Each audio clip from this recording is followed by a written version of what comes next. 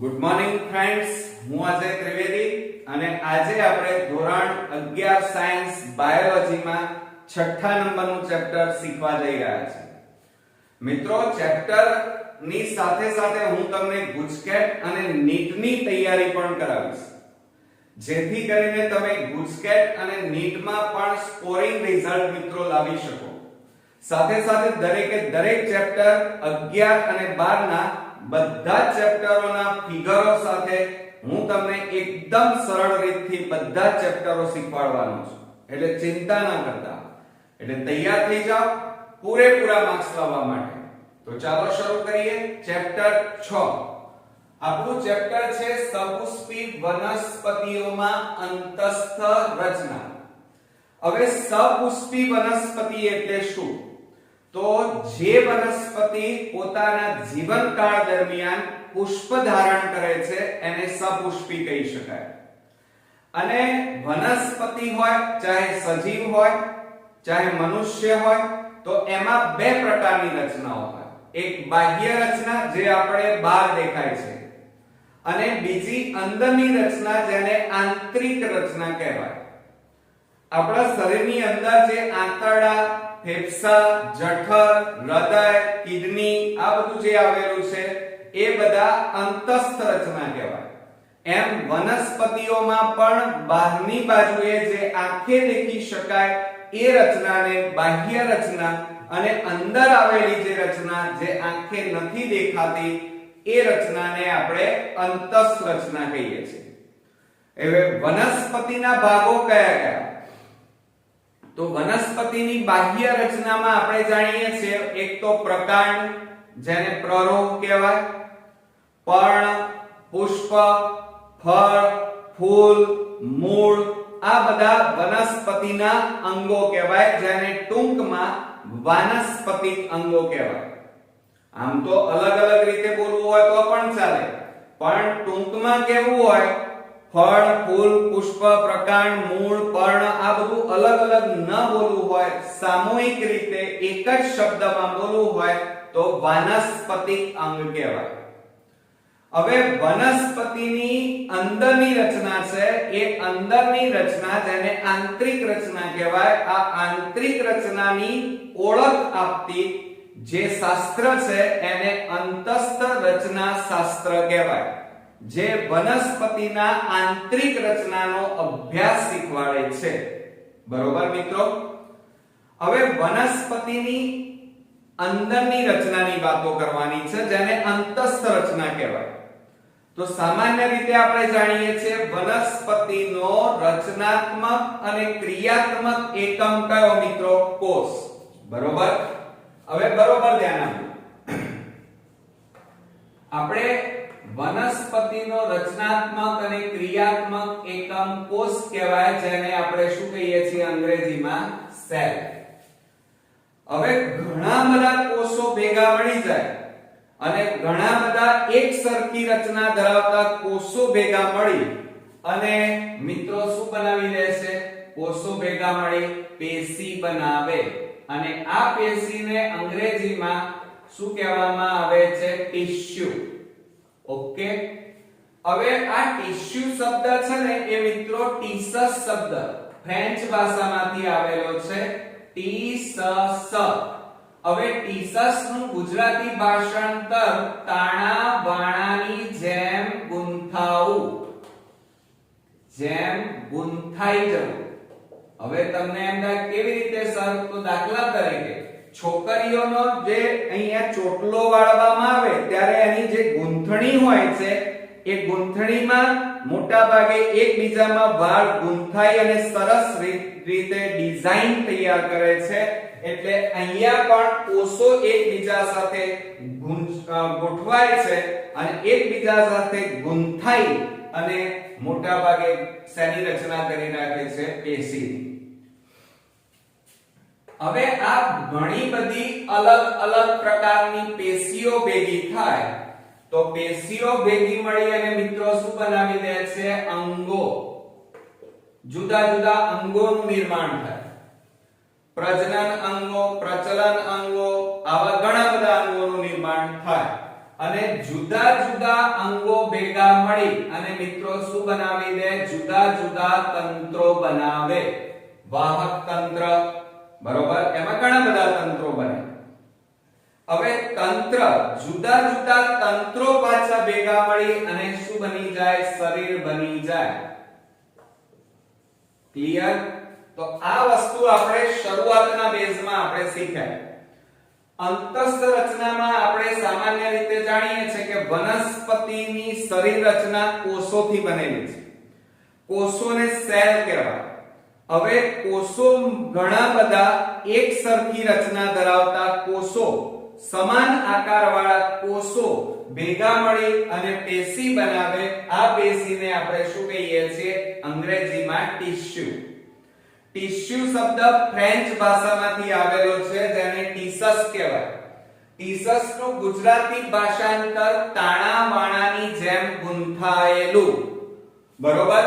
હવે પેશીઓ ભેગી મળી શું બનાવે? અંગો બનાવે. અંગો ભેગા મળી અને શું બનાવે? તંત્ર. અને જુદા જુદા તંત્રો ભેગા મળી અને શેની રચના કરે મિત્રો? શરીર. હવે આપણે જાણીએ છીએ કે પેશી શબ્દથી આપણે અહીંયા પરિચિત થવાનું છે. વનસ્પતિ પેશી. આ પાઠની અંદર આપણે પેશી અને સાથે સાથે વનસ્પતિની આંતરિક રચના અને જુદી જુદી પેશીઓ વિશે આપણે અલગ અલગ શીખવાનું છે. પણ પહેલા પેશીથી પરિચિત થઈએ તો સમાન ઉદ્ભવ ધરાવતા, ધ્યાન રાખજો, ઉદ્ભવ કેવો હોય? સમાન. સમાન ઉદ્ભવમાં ધરાવતા, તે ઉપરાંત સમાન કાર્ય ધરાવતા, સમાન રચના ધરાવતા સમૂહને પેશી કહે છે. અથવા ચોક્કસ કાર્ય, ચોક્કસ આકાર, ચોક્કસ ઉદ્ભવ ધરાવતા કોષોના સમૂહને આપણે શું કહીએ છીએ? પેશી. આ પેશીની વ્યાખ્યા થઈ મિત્રો. Okay, clear? હવે આપણે ભણવા જઈ રહ્યા છીએ વનસ્પતિ પેશી. વનસ્પતિ પેશીને આપણે પ્લાન્ટ ટિશ્યુ પણ કહેવાય અંગ્રેજીમાં, પ્લાન્ટ ટિશ્યુ. હવે વનસ્પતિના કુલ બે ભાગમાં એને વિભાજિત કરવામાં આવે છે. એક વર્ધનશીલ પેશી અને બીજું છે સ્થાયી પેશી. હવે મિત્રો વર્ધનશીલ પેશી કોને કહેવાય? જો વર્ધનશીલ પેશીને વર્ધમાન પેશી પણ કહે છે. બીજું આ જીવંત પેશી છે. એક તો એને બીજા કયા નામે ઓળખવામાં આવે છે? વર્ધમાન. સાથે સાથે આ જીવંત પેશી છે. એટલે કે આ પેશીના કોષો વિભાજન પામી નવા કોષોનું સર્જન કરે. સર્જન કર્યા પછી એ કોષો રૂપાંતર પામે. રૂપાંતર પામ્યા પછી એ નવા કોષોનું સર્જન કરી શકતા નથી. સમજો જરા. વર્ધનશીલ પેશી કોને કહેવાય? કે જે પેશી ના કોષો વિભાજન પામી સતત નવા કોષોનું નિર્માણ કરે જાય, સતત નવા કોષો ઉત્પન્ન કરે, એને વર્ધનશીલ અથવા વર્ધમાન પેશી કહેવાય. જ્યારે સ્થાયી પેશી કોને કહેવાય મિત્રો? તો ધ્યાન આપજો બરોબર એની વ્યાખ્યા.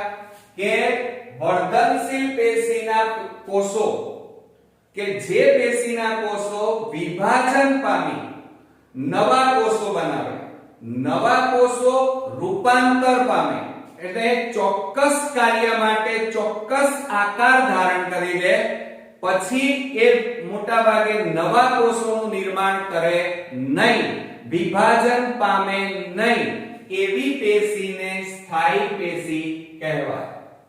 આ સ્થાયી પેશીના કોષો વિભાજન પામી શકતા નથી, નવા કોષોનું સર્જન કરી શકતા નથી.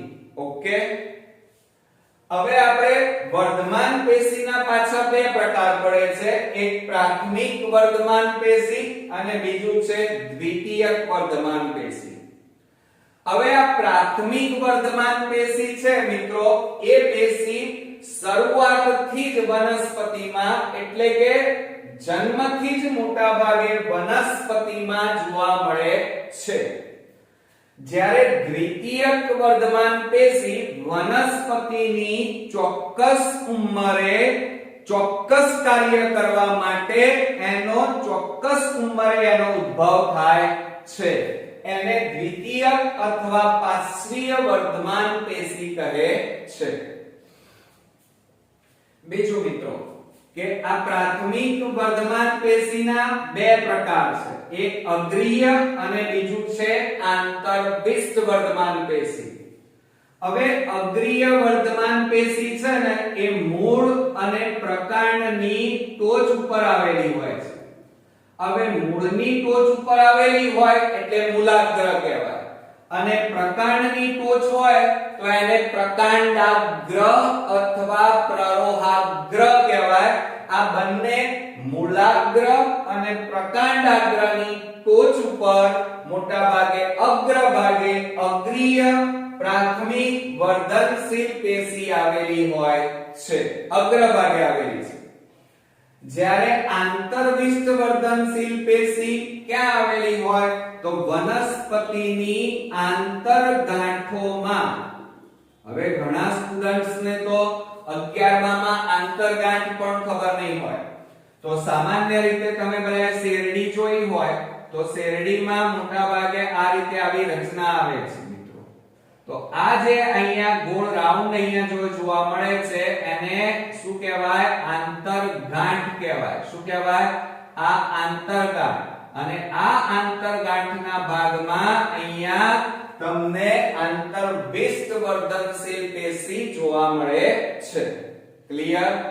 અચ્છા, હવે આપણે સ્થાયી પેશીની વાત કરવા જઈ રહ્યા છીએ કે જે વિભાજન પામતી નથી, નવા કોષોનું સર્જન કરતી નથી. હવે સ્થાયી પેશીના બે પ્રકાર પડે છે, એક સરળ સ્થાયી પેશી અને બીજું છે જટિલ સ્થાયી પેશી. હવે સમજો જરા કે સરળ સ્થાયી પેશી એ એક જ પ્રકારના આકારના કોષોની બનેલી હોય છે, એ માટે એને સરળ સ્થાયી પેશી કહેવામાં આવે છે. આમાં કોષો બધા એક જ પ્રકારના એટલે કે સરખા હોય છે, માટે એને સરળ સ્થાયી પેશી કહેવામાં આવે છે. જ્યારે જટિલ સ્થાયી પેશી છે ને એને વાહક પેશી પણ કહેવાય. બીજું, વાહક પેશી એટલે કોનું વહન કરશે મિત્રો?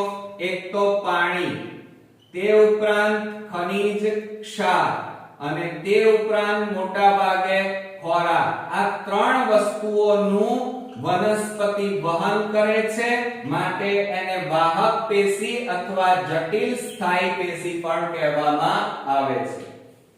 હવે જટિલ સ્થાયી પેશીમાં કોષો જુદા જુદા પ્રકારના હોય છે, માટે એને જટિલ સ્થાયી પેશી રચના કહેવાય છે. એની રચના જટિલ છે, ઓકવર્ડ છે અને બધા કોષો અલગ અલગ પ્રકારના જુદા જુદા પ્રકારના આવેલા છે મિત્રો, માટે એને જટિલ સ્થાયી પેશી કહેવામાં આવે છે. ક્લિયર? હવે બીજી વાત કરીએ કે જટિલ સ્થાયી પેશી એટલે વાહક પેશી. વાહક પેશીના બે પ્રકાર કયા કયા? જલવાહક અને બીજું છે અન્નવાહક. હવે જલવાહક પેશી એ શેનું વહન કરે? તો આપણે જાણીએ છીએ કે આ જલવાહક પેશી એક તો પાણી અને ખનિજ ક્ષારોનું વહન કરે છે, અને અન્નવાહક પેશી છે એ શેનું વહન કરે છે? ખોરાકનું વહન કરે છે. હવે તમે ધોરણ 9 માં ભણી ગયા છો કે જલવાહકમાં કુલ આમ તો તમે 2 ભણ્યા છો અને 11-12 સાયન્સમાં તમારે 4 જુદા જુદા પ્રકારના કોષો ભણવાના છે. એક તો જલવાહક મૃદુતક, બીજું જલવાહક તંતુઓ, તે ઉપરાંત મોટા ભાગે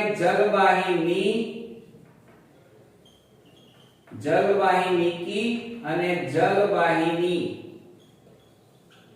બરોબર? આ 4 અલગ અલગ પ્રકારના કોષો થી બનેલી જલવાહક પેશી છે, એ આપણે અહીંયા ભણવાની છે. આમ તો જલવાહક મૃદુતક અને જલવાહક તંતુઓ એ હવે તમે એનાથી પરિચિત થશો. ધોરણ 9 ની અંદર તમે જલવાહિનીકી અને જલવાહિની, બરોબર, પરંતુ જલવાહક પેશીના બંધારણમાં કુલ 4 અલગ પ્રકારના કોષો આવેલા છે. એ જ રીતે અન્નવાહક પેશીમાં તો અન્નવાહક મૃદુતક, અન્નવાહક તંતુઓ, આ રીતે આપણે અન્નવાહક પેશીમાં ભણવાના છીએ. બરોબર? આવડશે મિત્રો? ચલો હવે સરળ સ્થાયી પેશી કે જેના કોષો એક સરખી સરળ રચના ધરાવે છે. બધા કોષો એક સરખા છે, એક સરખી રચના છે, માટે એને સરળ સ્થાયી પેશી કહેવામાં આવે છે. એના કુલ 3 પ્રકાર પડે છે. એક છે મૃદુતક, સ્થૂલકોણક અને દ્રઢોતક. હવે આ મૃદુતક પેશી છે એની રચના આ વર્ધમાન એટલે કે વર્ધનશીલ પેશીને મળતી આવે છે. બંને સેમ રચના છે. આ મૃદુતક પેશીના કોષો, આના કોષો મૃદુતક પેશીના કોષો વિભાજન પામી નવા કોષોનું નિર્માણ કરી શકે છે. સાથે સાથે આ મૃદુતક પેશી છે એના કોષોમાં એક તો કોષ કેન્દ્ર, જીવરસ આ બંને આવેલું છે. બરોબર? અને બધા એક સરખી રચના ધરાવે છે, પણ એમની દીવાલ જે છે એ કેવી હોય છે? અતિ પાતળી હોય છે મિત્રો, માટે એને મૃદુતક કહેવાય. હવે આપણે વાત કરવાની છે સ્થૂલકોણક પેશી. સ્થૂલકોણક પેશી વનસ્પતિને મોટા ભાગે મજબૂતાઈ પૂરું પાડે છે, તન્યતા પૂરું પાડે છે.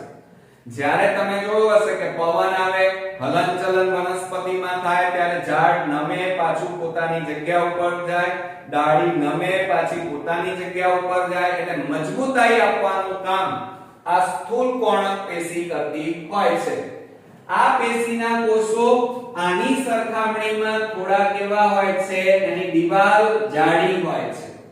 અને સાથે સાથે આ સ્થૂલકોણક પેશીના કોષોમાં જુદા જુદા પ્રકારના સ્થૂલનો આવેલા હોય છે.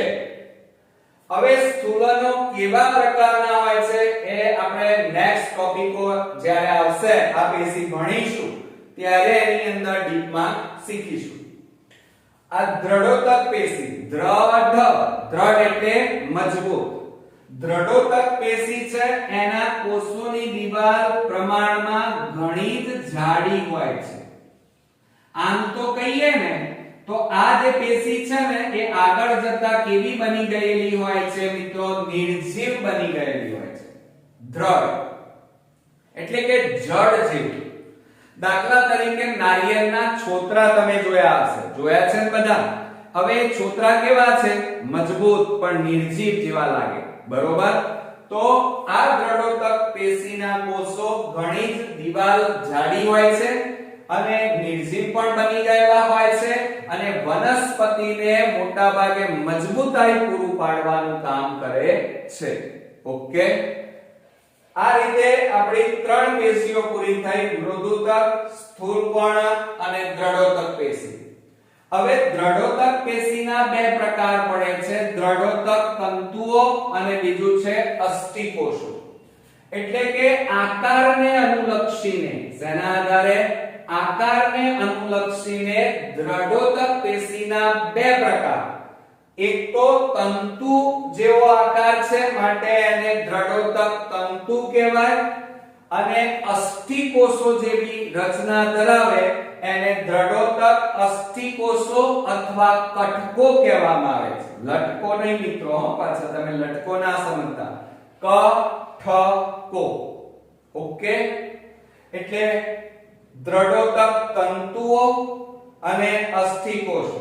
અસ્થિકોષોનું બીજું નામ શું થયું મિત્રો? કટકો. ક્લિયર મિત્રો? ખબર પડી તમને? હવે આ રીતે આ ચેપ્ટરનો પહેલો ભાગની અહીંયા આપણે શરૂઆત કરી. પહેલો ફકરો આપણને જે આપેલો છે, ભાગ ચેપ્ટર 6 માં પહેલો ફકરો, એની સમજૂતી મેં શરૂઆતમાં સમજાવી તમને. પણ એક વખત ફરી રિવિઝન મારી લઈએ એટલે કમ્પ્લીટલી આપણું આ વર્ગીકરણ પાકું થઈ જાય. આમાંથી ઘણી વસ્તુ એવી છે કે જે ગુજકેટમાં પૂછી શકાય, નીટમાં પણ પૂછી શકાય. મિત્રો એટલી વસ્તુ મગજમાં નોટ ડાઉન કરી દેજો કે મારા 13 વર્ષના અનુભવથી હું તમને કહું છું કે નીટના મેં આટલા બધા પેપરો સોલ્વ કરેલા છે, જોયા છે, પણ હંમેશા ગુજકેટ અને નીટમાં બાયોલોજીની એનસીઈઆરટી ની બુક સિવાય ક્યાંય બહારનું પૂછાતું નથી. એટલે બુક્સની લીટીએ મિત્રો તૈયાર કરજો, તો તમે ગુજકેટ અને નીટમાં બાયોલોજીમાં સ્કોરિંગ રિઝલ્ટ લાવશો. અને મારા બધા વિડિયોની થિયરીમાં હું નાનામાં નાની વસ્તુ લીટીએ મિત્રો તમને સમજાવીશ, જેથી કરીને તમને 11-12 બોર્ડની થિયરી ગુજકેટ અને નીટમાં સહેજ પણ મિત્રો તમારે રીડિંગ નહીં કરવું પડે, બરોબર, અને સારા એવા માર્ક્સના ઢગલા તમે મેળવી શકશો. તો ચાલો એક વખત રિવિઝન મારી લઈએ. વનસ્પતિ પેશી ના બે પ્રકાર, વર્ધનશીલ પેશી એટલે કે વર્ધમાન પેશી એટલે કે જીવંત પેશી. બીજો પ્રકાર સ્થાયી પેશી. વર્ધનશીલ પેશી કોને કહેવાય? કે જે પેશીના કોષો વિભાજન પામી નવા કોષોનું નિર્માણ કરે એને વર્ધમાન પેશી કહેવાય. સ્થાયી પેશી કોને કહેવાય? કે જે પેશીના કોષો વિભાજન પામી નવા કોષોનું નિર્માણ કરી પછી રૂપાંતર પામી જાય અને પછી ક્યારે જીવનકાળ દરમિયાન વિભાજન પામી શકે નહીં, નવા કોષોનું સર્જન કરી શકે નહીં, એવી પેશીને સ્થાયી પેશી કહેવાય. હવે વર્ધમાન પેશીના બે પ્રકાર છે, એક પ્રાથમિક અને બીજું છે દ્વિતીયક. તો સમજો, આ પ્રાથમિક પેશી વનસ્પતિના જન્મથી જ આવેલી હોય છે, એમાં હાજર જ હોય છે, માટે એને પ્રાથમિક કહેવાય. જ્યારે આ દ્વિતીયક પેશી વનસ્પતિમાં જન્મથી હોતી નથી, પરંતુ વનસ્પતિની ચોક્કસ ઉંમરે ચોક્કસ કાર્ય માટે એનું સર્જન થાય છે, માટે એને દ્વિતીયક અથવા પાર્શ્વીય વર્ધમાન પેશી કહે છે. હવે પ્રાથમિક વર્ધમાન પેશીના બે પ્રકાર પડે છે, એક અગ્રીય વર્ધમાન પેશી, બીજું છે આંતરવિષ્ઠ વર્ધનશીલ પેશી. અગ્રીય વર્ધનશીલ પેશી મૂળ અને પ્રકાંડની ટોચમાં આવેલી છે, એટલે કે પ્રકાંડાગ્ર, અને મૂળનો અગ્રભાગ એટલે મૂલાગ્રમાં આવેલી છે. આંતરવિષ્ઠ વર્ધનશીલ પેશી વનસ્પતિની આંતરગાંઠોમાં આવેલી હોય છે. હવે મિત્રો સ્થાયી પેશીની વાત કરીએ કે જેના કોષો વિભાજન ક્યારેય પામતા નથી. સ્થાયી પેશીના બે પ્રકાર પડશે, સરળ સ્થાયી પેશી અને બીજો પ્રકાર છે જટિલ સ્થાયી પેશી. સરળ સ્થાયી પેશીમાં એના કોષો બધા એક સરખી રચના વાળા એક જ પ્રકારના કોષોના સમૂહને સરળ સ્થાયી પેશી કહેવાય. જ્યારે જુદા જુદા કોષો, જુદા જુદા આકારવાળા કોષો ભેગા મળી અને જટિલ રચના બનાવે છે, માટે એને જટિલ સ્થાયી પેશી અથવા વાહક પેશી પણ કહેવાય. કારણ કે એ પાણી, ખનિજ ક્ષાર અને ખોરાકનું વહન કરે છે. જટિલ સ્થાયીના પાછા બે પ્રકાર છે, એક તો જલવાહક પેશી, અન્નવાહક પેશી. જલવાહક પેશી પાણી અને ખનિજ ક્ષારનું વહન કરે અને અન્નવાહક પેશી છે એ ખોરાકનું વહનમાં મદદ કરે છે. જલવાહક અને અન્નવાહકમાં ચાર જુદા જુદા પ્રકારના કોષોનું આપણે અભ્યાસ કરવાનો છે. જલવાહકમાં જલવાહક મૃદુતક, જલવાહક તંતુ, જલવાહિનીકી અને જલવાહિની, બરોબર. આ રીતે ચાર અલગ અલગ પ્રકારના કોષોથી બનેલો સમૂહ એટલે જલવાહક પેશી. હવે મિત્રો સરળ સ્થાયી પેશીના ત્રણ પ્રકાર, મૃદુતક પેશી, સ્થૂળકોણક પેશી અને દ્રઢોતક પેશી. મૃદુતક પેશી છે ને એ વર્ધમાન પેશીને મળતી આવે છે. આ પેશીના કોષો એક તો કોષ કેન્દ્ર અને જીવરસ ધરાવે છે. એમની દિવાલ અતિ પાતળી હોય છે. સ્થૂળકોણક પેશીના કોષોની દિવાલ પ્રમાણમાં જાડી હોય છે અને એમનામાં જુદા જુદા પ્રકારના લિગ્નિન અને પેક્ટિનના સ્થૂલનો આવેલા હોય છે જે વનસ્પતિને મોટા ભાગે મજબૂતાઈ પૂરું પાડવામાં વળાંક લેવામાં મદદ કરે છે. ત્રીજો જે પ્રકાર છે એ દ્રઢોતક પેશી. દ્રઢોતક એટલે દ્રઢ એટલે મજબૂતાઈ આપવાનું, આધાર આપવાનું મોટા ભાગે આ પેશી કાર્ય કરે છે. દ્રઢોતકના કોષોની દિવાલ પ્રમાણમાં જાડી હોય છે મિત્રો. આ પાતળી એના કરતા જાડી અને આ પેશીના કોષોની દિવાલ ઘણી જ જાડી હોય છે અને મજબૂતાઈ આપે છે અને એના કોષો મોટા ભાગે નિર્જીવ બની ગયેલા હોય છે. હવે દ્રઢોતક પેશીના પાછા એના આકારને અનુલક્ષીને, એની જે રચના, એનો આકારને અનુલક્ષીને એના બે પ્રકાર પડે છે. એક તો દ્રઢોતક તંતુઓ અને બીજું છે અસ્થિકોષો અથવા કટકો કહેવાય, નોટ લટકો, કટકો. ઓકે મિત્રો, તો આ હતો આપણો વનસ્પતિ એટલે કે પ્લાન્ટ ટિશ્યુ, વનસ્પતિ પેશીના વર્ગીકરણ વિશે વાત કરી. નેક્સ્ટ વિભાગમાં આપણે બધી જ પેશીઓને અલગ અલગ ભણવાના છીએ, ડીપમાં આકૃતિ સાથે સમજૂતી એની શીખીશું અને એ પણ એકદમ સરળ રીતે. તો મિત્રો, પેશી એટલે આપણે બધા જાણીએ છીએ કે નિશ્ચિત પ્રકારના કોષોનો સમૂહ એટલે પેશી. પેશીનો અંગ્રેજી શબ્દ ટિશ્યુ. પેશીનો અંગ્રેજી શબ્દ ક્યાંથી આવેલો છે? ટીસસ, ફ્રેન્ચ ભાષામાંથી આવેલો છે અને ટીસસ નું ગુજરાતી તાણાવાળાની જેમ ગૂંથાવ. ઓકે, પેશીઓ એટલે કે કોષો ભેગા મળે પેશી બને, પેશી ભેગી મળી અંગો બનાવે, અંગો ભેગા મળી તંત્ર બનાવે અને તંત્રો ભેગા મળી અને શરીરનું નિર્માણ કરે.